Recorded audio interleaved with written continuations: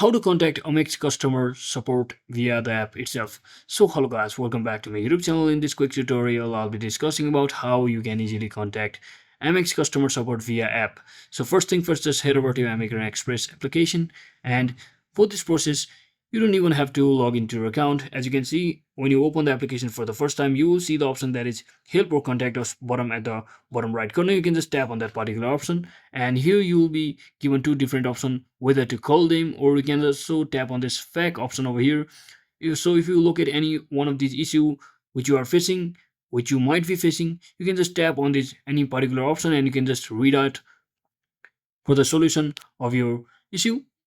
So you can also do for any other options such as this as well. So if you want to actually contact them, you can just tap on this call us button over here, and you can get a different option to contact them, such as if you are already a card member, you can just contact these options over here, and if you are a corporate card member, you can just contact these options over here. If you just want to simply contact them, you can just choose any one of these contact details. So that is it for today guys. Thanks for watching. Don't forget to like and subscribe to the channel. See you on the next one.